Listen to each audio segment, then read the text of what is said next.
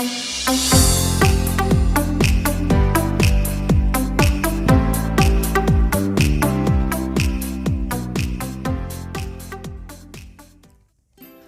friends, welcome to Deliciously Jebas.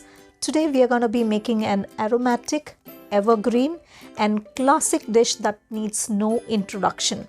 It's among the most loved delicacies across the globe and the most popular one in India. Can you take a guess? Yes, it's the one and only biryani. And I'll be making my version of chicken dum biryani in this video.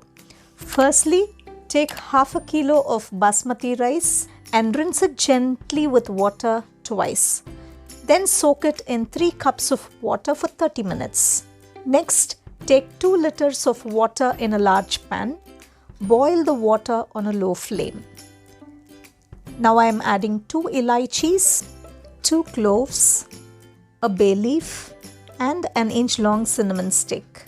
Cover it with a lid and boil until it comes to a rolling boil. Meanwhile, on another stove top, let's heat the oil in a heavy bottomed pan. Add the whole spices and saute for 30 seconds. For the written recipe, please visit my blog at www.deliciouslyjebas.com. Next, add the sliced onions and saute it on a high flame until the onion turns light golden. Stir the onions occasionally as we do not want the onions to burn. We all can agree that there is no love greater than the love for biryani. Do you agree with me? Then please comment in the comment section below for me. Let's check the onions. See, this is the consistency that we need. It's nice and golden. And now let's add 2 heaped tablespoons of ginger and garlic paste and saute it on a medium to high flame for 3 to 4 minutes or until the raw flavor fades. As I do not want the ginger garlic paste to get burnt at the bottom, I am adding 1/4 cup of water. Keep stirring occasionally and ensure that the ginger garlic paste doesn't burn at the bottom. Please try this recipe at home and share your experiences in the comment section as well. Now it's time to add the mint leaves. Take half of the mint leaves that is required for the dish and the green chilies and saute on a high flame for 2 minutes. You can reduce the chilies as per your preference, but don't skip the green chilies because it adds an amazing flavor to the dish. Next, add the sliced tomatoes and saute on a medium to high flame for 4 to 5 minutes and then add a teaspoon of salt because it helps to cook the tomatoes quickly. Saute until the tomatoes get mushy and the oil separates from the base mixture. Add half a teaspoon of turmeric powder and saute until the turmeric combines well into the mixture. Also add a teaspoon of chili powder. Again, you can reduce the chili powder as per your preference. Saute this for 2 minutes on a high flame or until the oil separates from the base masala. Then add half a cup of yogurt or curd and again give it a quick mix. Simmer on a low flame for 2 to 3 minutes.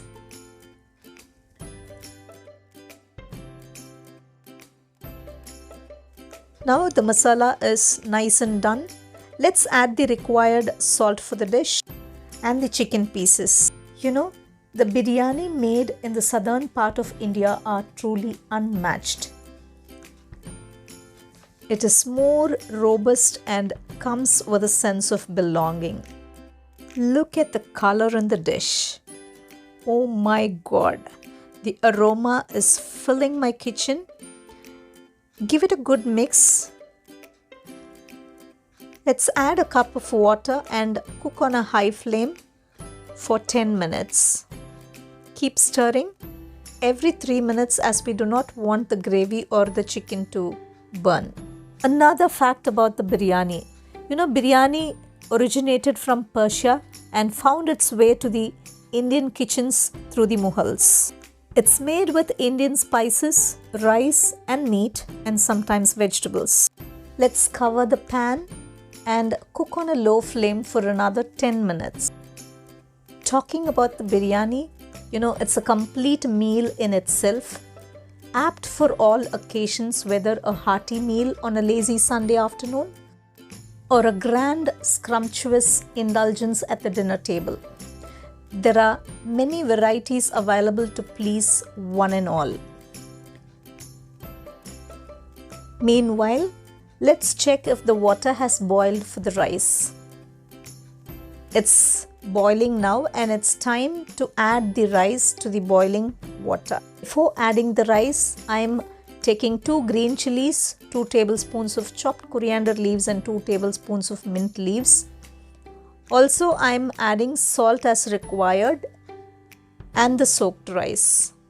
Remember, the water should taste like sea water. Now boil the rice on a high flame for 4 minutes only. And keep stirring occasionally, otherwise the rice will stick to the bottom and will break. Look at the rice, it's 70% done. This is the consistency we want. Even if the rice is slightly underdone, it's fine, but it should not be overdone. Transfer it to a sieve to drain the water. Let it drain completely and do not throw away the drained water. While let's check if the chicken is cooked. Chicken is also 3/4 done. Add half of the parboiled rice to the biryani gravy.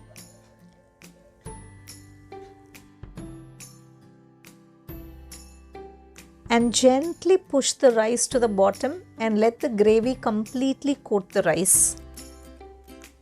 You can see how the rice is dry now.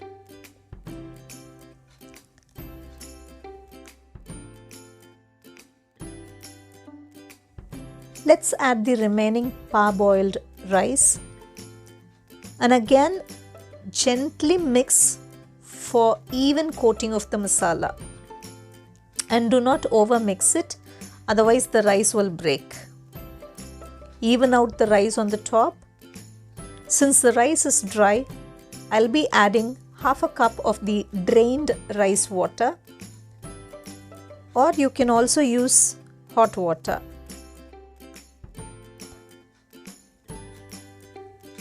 And then sprinkle the rest of the mint leaves that we have and the chopped coriander leaves.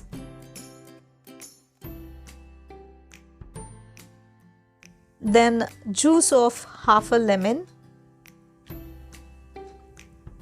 and 2 tablespoons of ghee or clarified butter. If you like this video, please hit the thumbs up button.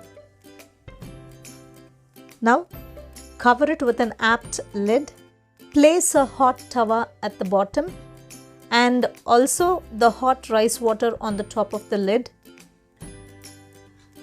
And slow cook on a low flame for 10 minutes. After 10 minutes, let's check. The rice is cooked to perfection. It's fluffy and aromatic. The chicken is also cooked to perfection. See? It looks so appetizing and I can't wait to taste it. And what are you waiting for? Get into your kitchen and try this chicken dum biryani. You too will enjoy this dish.